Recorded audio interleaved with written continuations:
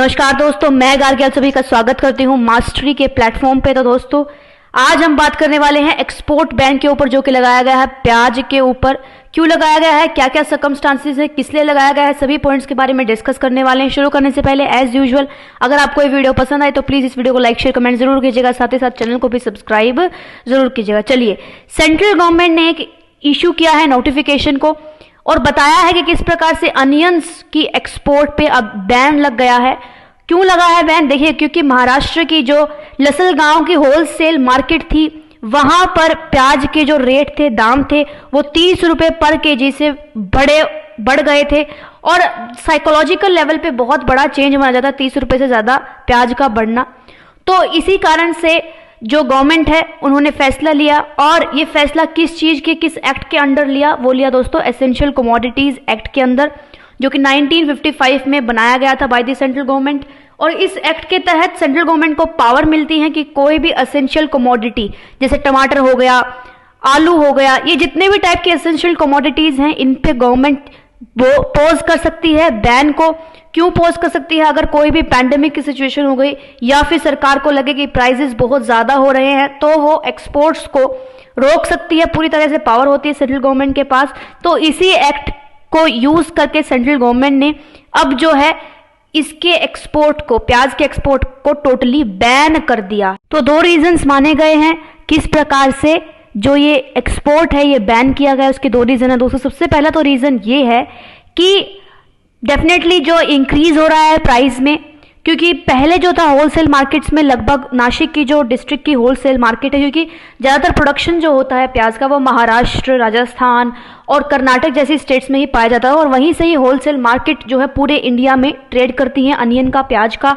वहां पे जो दाम है उसमें बढ़ोतरी देखने को मिली। किस प्रकार से कि 1500 पर क्विंटल था मार्च में, लेकिन बाद में क्या हो गया दोस्तों, लगभग 3000 पर क्विंटल अब देखने को मिल रहा है। और इसके चलते 30 से 35 और 35 से 40 आप कह लीजिए 35 से 40 रुपए किलो प्याज जो है वो महंगा हो गया। इसी के चलते जो है ये बैन लगाया गया। साथ ही साथ जो सीपीआई यानी कि कंज्यूमर प्राइस इंडेक्स है, उन्होंने ये बताया कि किस प्रकार से ये जो प्राइस है बहुत ज्यादा हाई जा रहे हैं। और ministry of statistics and programme implementation की जो मिनिस्ट्री है, इन्होंने मंडे को रिपोर्ट सबमिट करते हुए बताया कि अब इस टाइम पर बैन लगाना बहुत जरूरी है, ताकि जो इनलैंड कंज्यूमर यानी कि जो इंडिया में रह रहे प्याज के कंज्यूमर है उनके लिए कोई दिक्कत ना रहे। इसीलिए दोस्तों ये रीजन माना गया है। अब इसके बाद देखिए कि दूसरा रीजन क्या है। दूसरा रीजन है हैवी रेनफॉल। हैवी रेनफॉल कहीं ना कहीं एक और कारण माना जाता है जो अनियन के प्राइस हाई हुए हैं इसके पीछे। देखिए क्या हुआ है कि जो मध्य प्रदेश, गुजरात और महाराष्ट्र के मेन पार्ट्स में जहां पे अनियन की, प्याज की खेती होती है, वहां पे जो है होलसेल मार्केट्स में स्टोर्ड अनियन किए जाते हैं, यानी कि स्टोर किए जाते हैं बड़ी मात्रा में। तो हैवी रेनफॉल के चलते वो गल गए या सड़ गए, जिसके कारण सारी जितने भी अनियंस थे, प्याज थे, उनकी खेती को बहुत ज़्यादा नुकसान पहुंचा, उनके स्टोरेज को बहुत ज़्यादा नुकसान पहुंचा।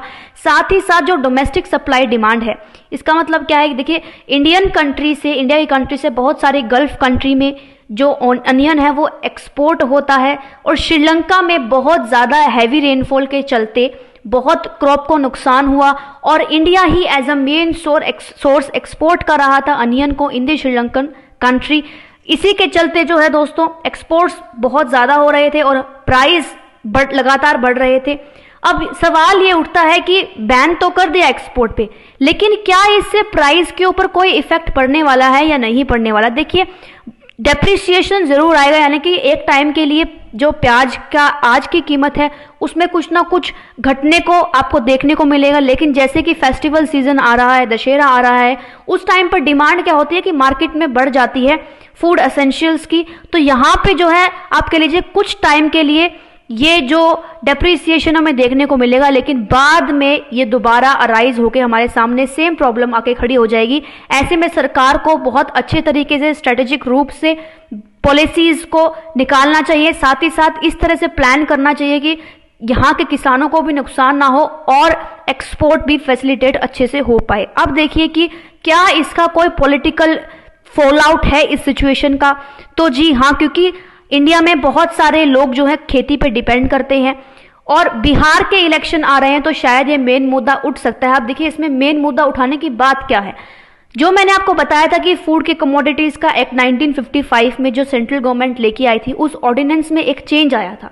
वो चेंज क्या आया था? पहले ये था कि गवर्नमेंट जब चाहे तब किसी भी फूड एसेंशियल पे बैन को पोज कर सकती है, लेकिन जो एक्ट लाया गया उसमें बाद में खुद सेंट्रल गवर्नमेंट ने एक और प्रोविजन डाला, एक और अमेंडमेंट किया, चेंज किया, और वो चेंज ये था कि जी नहीं, गवर्नमेंट जब चाहे तब नहीं, बल्कि जब कोई पैंडेमिक की सिचुएशन हो या फिर कोई नेचुरल कैलेमिटी हो तभी वो जो है एक्सपोर्ट को रोक सकती है, अदरवाइज नहीं रोक सकती है।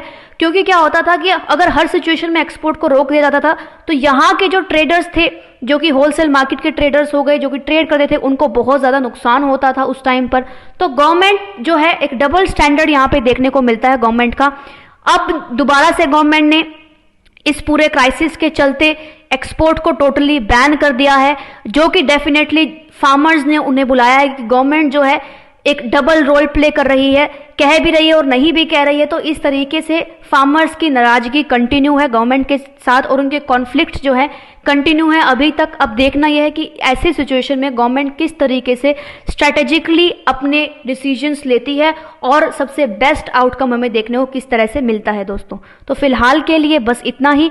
मेरे साथ इस वीडियो में बने रहने के लिए आप सभी का बहुत बहुत धन्यवाद।